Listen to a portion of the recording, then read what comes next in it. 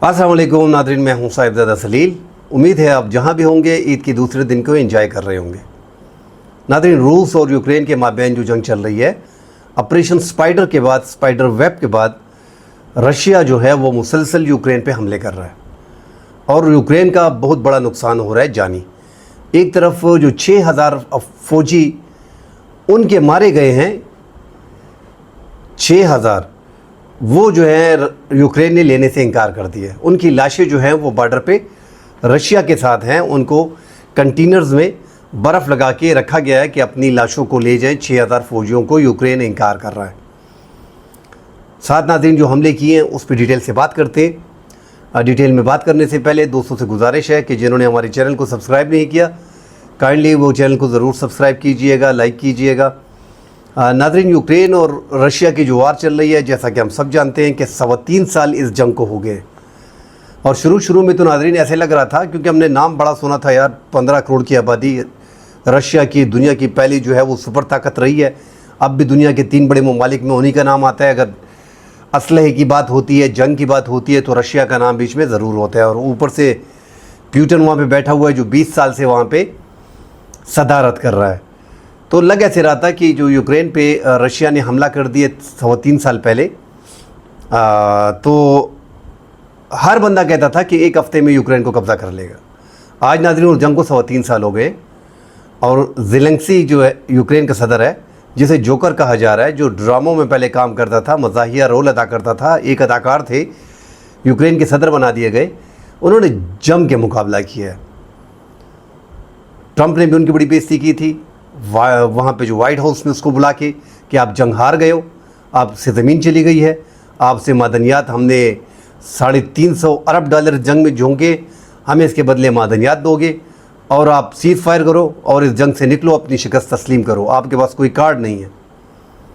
उसने साबित किया और उसने वहाँ पे कहा भी था कि मेरे ख्याल में आपको प्यूटन जो है वो गलत इन्फॉर्मेशन दे रहा है मिस्टर ट्रंप, और हम जो है, हमारा मुल्क जो है बिल्कुल ठीक है। हमने 7 लाख जो है वो रशिया की फ़ौज को अभी तक मार दिया है। मतलब 7 लाख रशिया की आर्मी मर चुकी है इस 3.25 साल की जंग में, और यूक्रेन की 4 लाख, तकरीबन 4.25 लाख आर्मी जो है इसमें हलाक हो चुकी है अब तक। तो हमने ज़्यादा नुकसान जो है वो रशिया का किया हुआ है और 3.5 साल से। मगर ट्रंप ने यही कहा था कि सारे वसाइल जो हैं वो हमारे हैं, अगर हम अपने वसाइल खींच लेते हैं तो आपके पास कुछ भी नहीं बचता। नाज़रीन, बिल्कुल ठीक कहा था। अब भी जो वसाइल हैं, मतलब जो बाइडन ने, जो ट्रंप से पहले सदर थे, उन्होंने इस हद तक हथियार जो हैं वो यूक्रेन को दिए थे कि रूस के चप्पे चप्पे पे वो हथियार जो है यूक्रेन के पहुंच सकते हैं। हमला करके उनके एटम बम ले जाने वाले बमबार तैयारों को जो निशाना बनाया है, उनको 4 से 5 को उनको तबाह किया है। टोटल 41 बताए जा रहे हैं कि हमने 41 तैयारे उनके तबाह किए। और वो जिस अंदाज़ में नाजरीन रशिया का डिफेंस सिस्टम फेल हुआ, S-400, हमने वो भी देखा। दुनिया की इतनी बड़ी ताकत और किस तरीके से जाल बिछा के यूक्रेन ने 1.5 साल मेहनत की इस हमले के लिए, ज़ेलेंस्की ने। और 4000 किलोमीटर दूर रशिया में आके उनके एयरबेसेस को निशाना बनाया, वो भी कंटेनर्स की गाड़ियों में छुपा के, केबन्स में अपने ड्रोन अलगोरिदम ऑन करके, ऊपर का छत रिमोट कंट्रोल से ओपन करके, सस्ता हार्डवेयर, सस्ते ड्रोन करके इतना बड़ा हमला जो है वो यूक्रेन ने किया और कमर तोड़ दी है रशिया की। इसमें कोई दो राय नहीं। रशिया अब भी जो हमले कर रहे हैं नाजरीन, ज़्यादातर रशिया कोशिश कर रहा है कि यूक्रेन के इलाकों को कब्ज़ा किया जाए। उनकी ज़मीनी फ़ोर्स भी चली गई है, लड़ रही है। जो यूक्रेन पे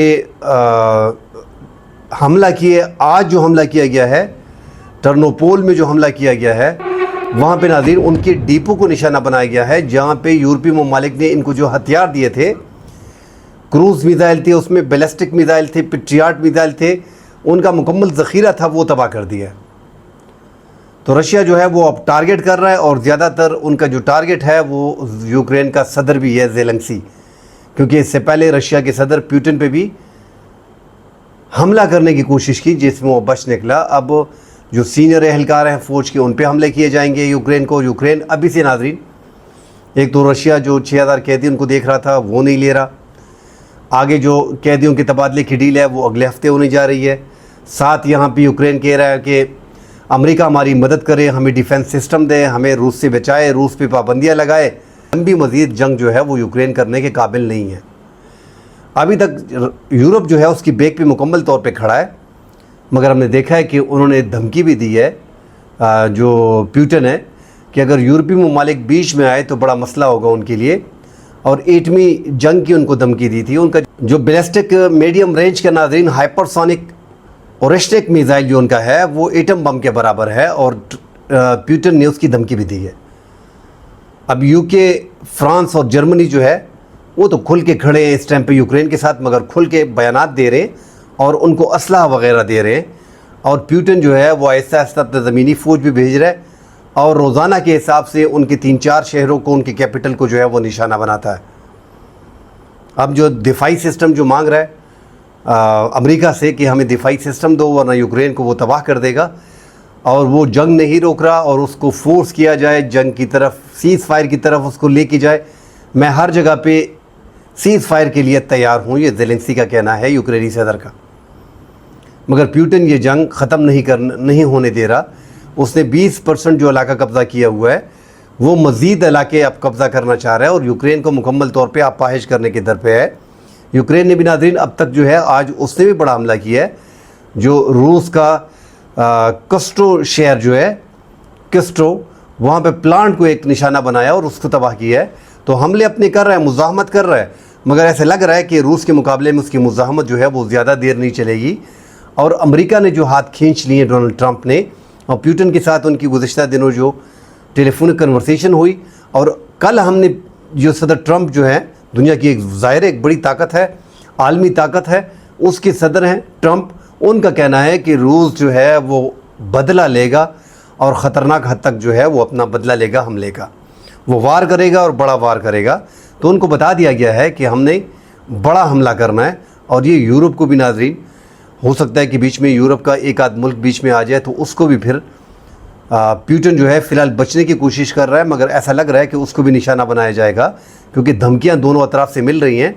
اور مجھے نہیں لگتا کہ پھر یوکرین کو بچانے کے لیے بیچ میں یا یو کے, فرانس, جرمنی کود پڑے گا. فی الحال تو وہ سامنے جو بیانات ان کے آ رہے ہیں وہ یوکرین کے ساتھ کھڑے ہیں, مگر ٹرمپ جس انداز میں امریکہ کو اپنے اعتماد میں لے کے لیا ہوا ہے, اور ٹرمپ ایک سائڈ پہ خاموش بیٹھ گیا ہے, وہ اس جنگ کو دیکھ رہا ہے کہ وہ بدلہ لے لے اور اس کے بعد سیز فائر ہو, تو زیادہ نقصان جو ہے وہ یوکرین کا ہوگا. اور ٹرمپ بھی چاہتا ہے کہ یوکرین کا جو صدر ہے زیلنسکی وہ سرنڈر کرے, اور زیلنسکی کا کہنا ہے کہ میں سرنڈر نہیں کروں گا, ہم ہر طریقے سے رشیا کو جو ہے وہ مذاکرات کے لیے بٹھا دیں گے. تو اب مقابلہ ایسا ہی ہے کہ ناظرین حملے تو بار بار ہو رہے ہیں دونوں اطراف سے, مگر امریکہ بہادر نے جو رول بیچ میں ادا کیا کہ وہ خاموش بیٹھ گیا. اگر وہ یوکرین کے ساتھ کھڑا ہوتا پھر حالات جو ہے وہ ڈیفرنٹ ہوتے, کیونکہ ناظرین یہ جو ہائپرسونک میزائل ان کا ہے ابھی تک استعمال نہیں کیا ہوا ہے, اور اورسٹک جو میزائل ہے یہ اس کی رینج ناظرین بتائی جاتی ہے کہ ایک تو یہ 5000 کلومیٹر اس کی رینج ہے, ساتھ ناظرین جو 4000 ڈگری سینٹی گریڈ درجہ حرارت یہ پیدا کرتا ہے, ہر چیز کو ساتھ پگھلا دے گا. 4000 ڈگری سینٹی گریڈ تو ایک خطرناک جو ہے وہ میزائل ہے. اگر وہ استعمال کرتا ہے یورپ پہ یا اپنا یوکرین پہ, تو یوکرین کو وہ زیادہ تباہ کر دے گا, زیادہ ڈیمیج کر دے گا, وہاں پہ زیادہ انسانوں کی جان جائے گی. ویسے بھی اس خطے میں ناظرین, اس دنیا میں خطے سے بات نکل گئی ہے. پاکستان اور بھارت کے مابین جو ہے وہ ایک محدود جنگ ہوئی, اور اس کے بعد ہم دیکھ رہے ہیں کہ دونوں ایگریسو ہیں.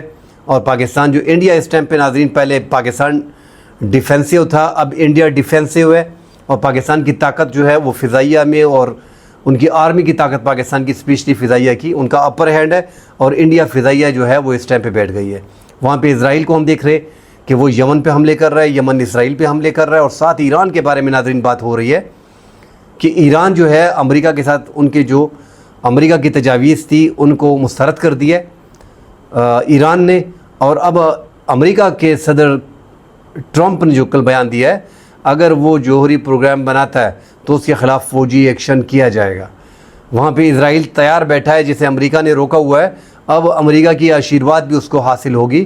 مگر یہاں پہ ناظرین ایک بڑی خبر یہی ہے کہ ایران جو ہے وہ سپر طاقت بن چکا ہے, اس کے پاس ایٹم بم بن گیا ہے.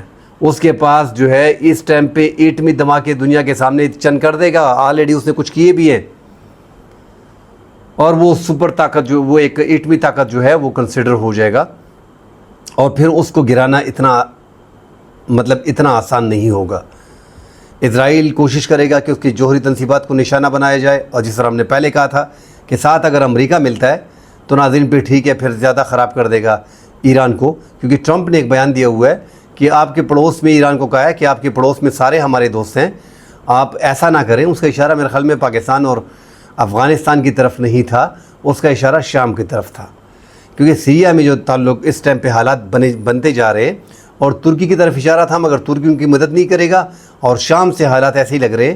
اگر آگے جا کے حالات خراب ہوتے ہیں تو شام کے راستے جو ہے وہ ایران پہ حملے کیے جائیں گے. بہرحال ان کی کوشش ہے کہ ایران کے جوہری تنصیبات کو نشانہ بنایا جائے. تو دنیا میں اس ٹائم پہ جنگیں دیکھیں آپ, یوکرین کی, انڈیا پاکستان کی, اسرائیل کی اور ایران کی, اسرائیل کی اور یمن کی, ساتھ چائنا جو ہے وہ تائیوان کے ساتھ بڑھا ہوا ہے. اب تائیوان اور کمبوڈیا جو ہے وہ بھی آمنے سامنے آ رہے ہیں, اور یہ یوکرین کی وار میں جو ہے وہ UK, فرانس اور جرمنی جو ہے وہ بھی پاؤں مار رہے ہیں. تو اللہ خیر کرے, دنیا تیسری جنگ کی طرف جاری ہے, تیسری جنگ عظیم کی طرف. اللہ نہ کرے یار. آپ دیکھیں کہ تقریباً 1 ملین سے زائد 12-13 لاکھ لوگ جو ہیں وہ یوکرین کی جنگ میں اب تک ہلاک ہو چکے ہیں. عام لوگ اس میں زیادہ ہلاک ہوتے ہیں. یہ تو وہ بتاتے ہیں ناظرین کہ ہم نے ابھی تک رشیا کے 7 لاکھ فوجی مارے ہیں, اور دوسری سائڈ پہ رپورٹ آ رہی ہے کہ 4 لاکھ جو ہے وہ یوکرین کے مارے گئے. تو عام عوام بیچ میں کتنی ماری گئی ہوگی, اس طرح ان کی پراپرٹی کتنی ڈیمیج ہوگی, ان کی جو اکانومی ہے وہ تباہ ہو جاتی ہے. تو جنگیں اچھی ہے نہیں, مگر جو مسلط کر دیتا ہے, جس پہ پاکستان پہ جس طرح انڈیا نے ایک فالس فلیگ آپریشن کیا, پہلگام کا واقعہ جو ہے وہ 22 اپریل کو کیا, اور یکدم پاکستان کو ملزم ٹھہرا دیا اور پاکستان پہ حملہ کر دیا. پاکستان نے اپنی ڈیفینس میں جو ہے وہ اپنا بچاؤ کے ساتھ ساتھ انڈیا پہ حملہ کر دیا. تو اب وہ ڈیفینسو ہے, اور پوری دنیا کو سمجھ آ گئی ہے کہ یار یہ تو انڈیا اتنا بڑا ملک ہے, اس کی جو فضائیہ ہے وہ تو کچھ بھی نہیں ہے. پاکستان جو ہے ایک چھوٹی اکانومی کے ساتھ, کمزور معیشت کے ساتھ, انڈیا سے کہیں بہتر ہے ان کی افواج, ان کی فضائیہ. تو ناظرین اس ٹائم پہ دنیا پوری جنگوں کی طرف جا رہی ہے. اللہ خیر کرے. کل انشاءاللہ اگلے پروگرام میں حاضر ہوتے ہیں, ڈیٹیل سے بات کریں گے. فی الحال کے لیے اجازت دیجیے. اللہ حافظ.